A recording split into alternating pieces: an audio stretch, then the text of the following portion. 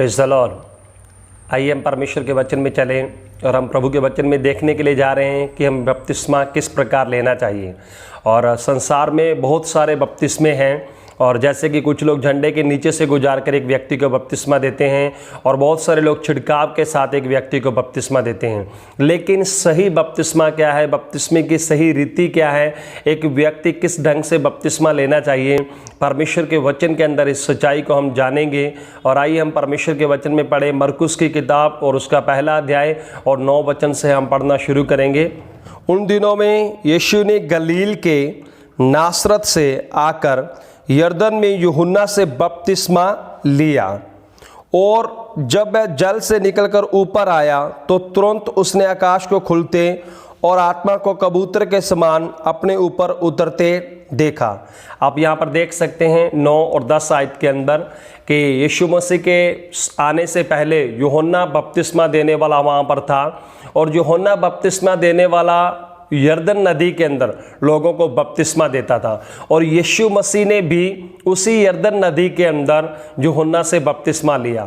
और 10 आयत में आप देखते हैं यीशु मसीह जल के अंदर उतरा, और इसलिए इस अध्याय के अनुसार और इस आयत के अनुसार बाइबल इस बात को साबित करती है कि एक व्यक्ति को बपतिस्मा पानी के अंदर उतर कर लेना चाहिए। और मेरे प्रियो, ये बाइबल का सही बपतिस्मा है।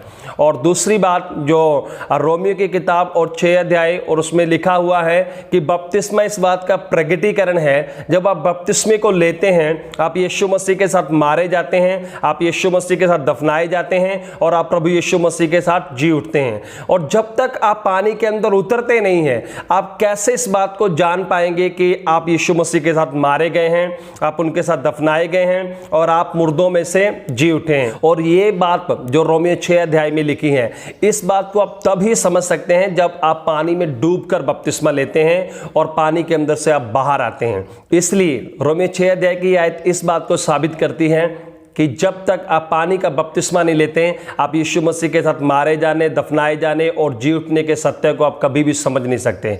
और खोजा जो यरूशलेम में प्रभु की आराधना करके आ रहा था और रथ के ऊपर यशाया की पुस्तक को पढ़ रहा था, और उस पुस्तक को पढ़ते उसको वचन समझ नहीं आ रहा था, और प्रभु की आत्मा ने फिलिप्पुस को भेजा कि जाओ तुम उसको परमेश्वर का वचन समझाओ। और फिलिप्पुस खोजे को परमेश्वर के वचन में से समझाते हैं। उसके बाद क्या होता है उसमें हम जाएंगे। फिलिप्पुस ने कहा, यदि तू सारे मन से विश्वास करता है तो ले सकता है। उसने उत्तर दिया, मैं विश्वास करता हूं कि यीशु मसीह परमेश्वर का पुत्र है। तब उसने रथ खड़ा करने की आज्ञा दी, और फिलिप्पुस और खोजा दोनों जल में उतर पड़े, और उसने खोजे को बपतिस्मा दिया। आप वहाँ पर देख सकते हैं जब फिलिप्पुस खोजे को पूरा सुसमाचार सुनाते हैं, और सुसमाचार सुनने के बाद खोजा इस बात के लिए मांग करता है कि मुझे बपतिस्मा दिया जाए। और रास्ते में वो एक जल के पास रुकते हैं, और फिलिप्पुस और खोजा दोनों जल के अंदर उतरते हैं। वहाँ पर ऐसा लिखा हुआ है 39 आयत में ऐसा लिखा कि वो जल में उतरे। और इस प्रकार आप देख सकते हैं प्रेरितों के काम के अंदर भी, प्रेरितों के द्वारा भी जो बपतिस्मा दिया गया वो जल में डूबने का बपतिस्मा, एक व्यक्ति को जल में डूबकर जो बपतिस्मा लेना है उसी का जिक्र प्रेरितों के काम के अंदर भी किया गया है। और मेरे प्रियो, इन दोनों वचनों से हमें इस बात की शिक्षा मिलती है, हम इस बात के सत्य को जानते हैं कि हमें जो बपतिस्मा लेना है, जब बाइबल का जो सही बपतिस्मा है वो पानी के अंदर पूरा अपने आप को डुबोने का बपतिस्मा है, डुबकी का बपतिस्मा है। इसके अलावा जो बपतिस्मे संसार में दिए जा रहे हैं वो परमेश्वर के वचन के अनुसार नहीं है। परमेश्वर के वचन के अनुसार यही बपतिस्मा है कि आप पूर्ण तौर पर पानी में डूबे और डुबकी का बपतिस्मा लें। और परमेश्वर इस वचन के द्वारा आपको आशीषित करे। आप सबको जय मसीह की।